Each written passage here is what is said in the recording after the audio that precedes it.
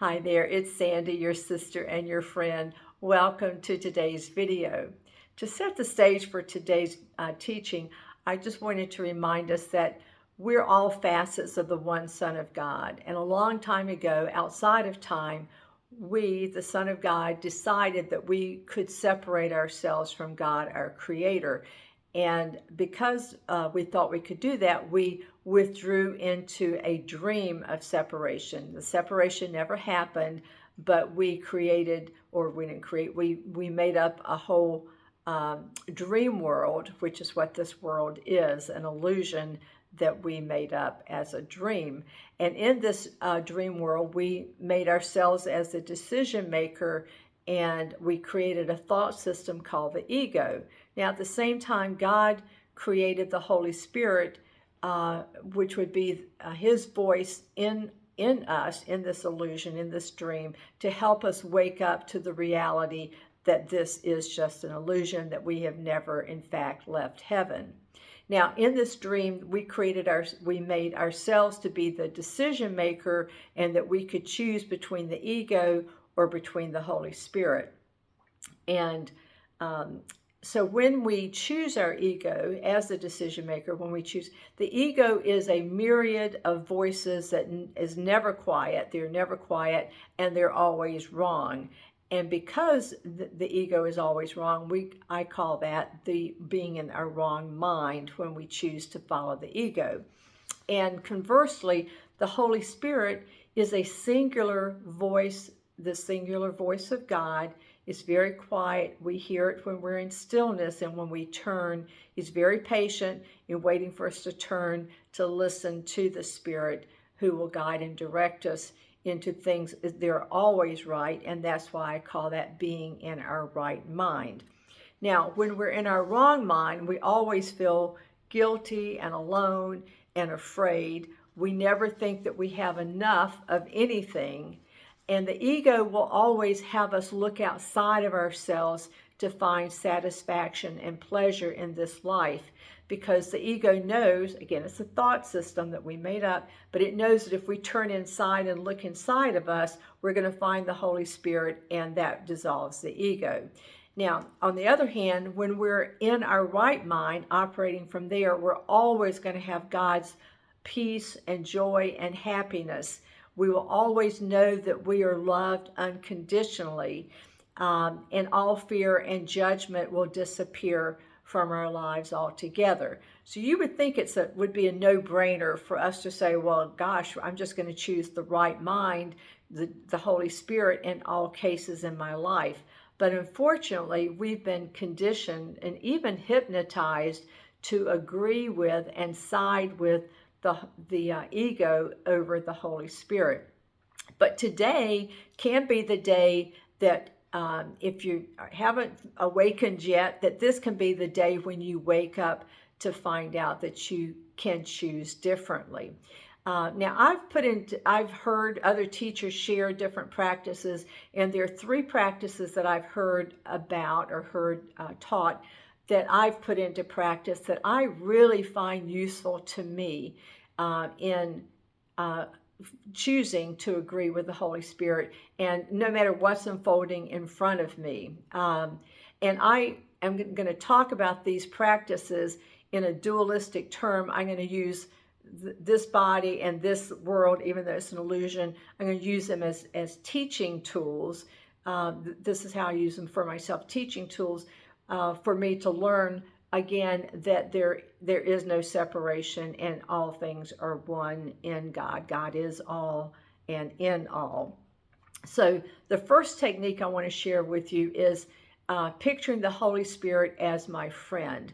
And as my friend, I picture the Holy Spirit literally walking beside me at all times, no matter what's going on in my life. I might be walking down the street. I might be doing the dishes, getting ready for bed. A lot of times I'll find myself opening the door and holding it open for my friend to go through before I walk through.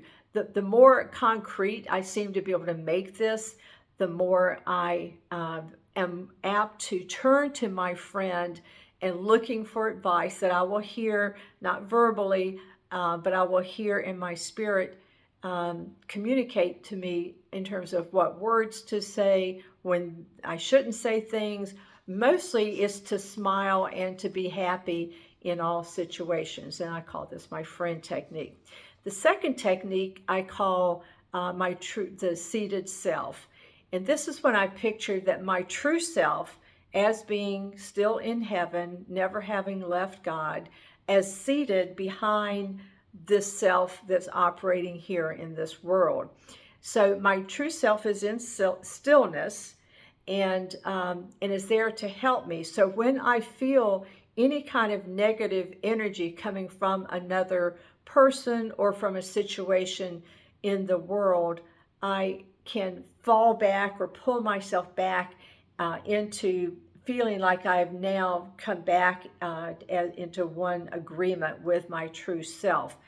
So this happens anytime I feel some negative energy that's coming from one ego trying to draw me out of my right mind, which is my true self. That's the oneness with the Holy Spirit. Draw me out of my right mind into the hell that they're going through. And now when I've managed to avoid it, I'm very glad and very happy for the refuge that my true self is offering me at all times. But I don't need to then judge or come against that ego in any way. That would be an ego to ego reaction.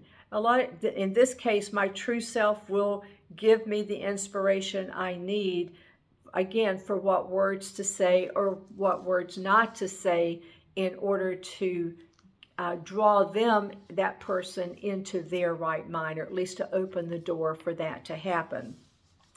Now, the third practice that I use is one that you hear about in a lot of teachings in over YouTube or whatever, and that has to do with picturing that my ego has written a role for me as a character in a play, and this role is identified as a character named Sandy.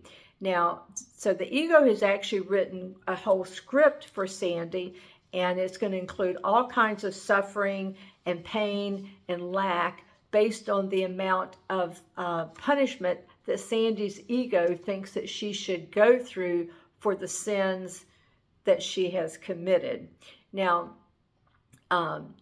my true self, though, is not this character named Sandy here on the stage. My true self is sitting in the audience in the theater. And in my case, I picture Jesus sitting at my right side. Now, it doesn't have to be Jesus. It can be Buddha or any enlightened teacher that is here to help you. So as long as I don't get confused and think that I am the character named Sandy who's going through her role here on the stage, I can watch all these things happen to Sandy and not get involved or even try to fix them in any way. Now, so in this play, Sandy's going to find all kinds of things happening to her. There are going to be all kinds of negative things. I'm watching these negative things unfold that would normally trigger her. Now, as this character Sandy can turn and see Jesus and me sitting in the audience, just smiling at her, that will give her the courage that she needs to turn inside of her character to find the help that she needs from the Holy Spirit.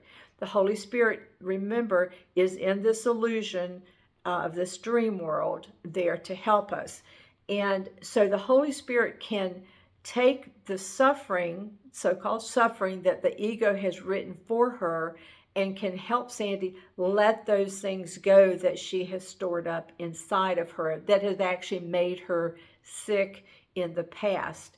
And so this is a way that Sandy gets release from all this negativity from her childhood, her adolescence, or whatever. And as she turns and sees me and Jesus sitting in the audience with her, she's much more likely to choose to listen to the voice of the Holy Spirit the next time that something comes up for her. Now, there's really nothing happening to Sandy. everything that that the ego has written in the script of things happening to her is actually, all this negativity is a projection of the guilt that Sandy has stored up inside this character. Again, this is all an illusion. It's all a story that's been made up by the ego's thought system. So in case you're wondering what's happened to the ego in this particular imagery, the ego is sitting on my left side. The ego never in the audience, never shuts up and is always trying to get me to identify with this character, Sandy, who's there on the stage. Now, I just have to keep remembering the ego script has cast Sandy in a victim role because the ego does not want her to wake up. The ego wants her to think that she's not strong enough, she's not worthy to be loved because of all the terrible things she's done, that she's not strong enough to overcome addictions, and that she can't overcome the fear that she has of this person or this group of people or that situation. Now, in each of these practices, the friend practice, the seated self practice, or the theater practice, my true self emerges in my mind as the only thing that is real. As I practice seeing this life on this earth through heaven's eyes, listening to the voice of God through these ears. Jesus said that may they have eyes to see and ears to hear, and I feel like this is what he was talking about, was for us to see from a different perspective and hear with a different, not these physical ears, but a different set of ears. What I'm doing is I'm actually dissolving the illusions of this character's world named Sandy. And as I dissolve the illusions that this character is going through, I am part of dissolving the illusions for every other character that Sandy comes into contact with. So I'm actually giving everyone this inner knowing that this success that Sandy is having in staying in her right mind, that this is available to your character and to everyone's character, because there is no difference between us. We are all one, and we're all very powerful when we follow the voice of God and stay in our right mind. Now, when I scan the headlines in the morning, I can see that most people in this world are living from their egoic wrong mind, that kind of wrong thinking, and that's causing all the pain and suffering that anybody's going through in this illusory world. And the bigger picture is seeing that there's a conflict in human consciousness.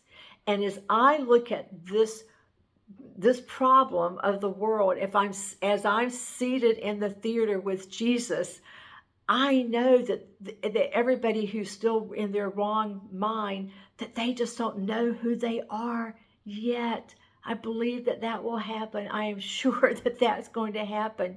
And that my knowing that I'm one with them, and my knowing that they're all sitting in the theater with us, that is actually opening up the door for everyone to listen to the Holy Spirit, to get into their right mind. So it's our turning to the Holy Spirit and staying in our right mind that saves the whole world. So we're part of something so big and so grand, and I'm so glad to be a part of this with you.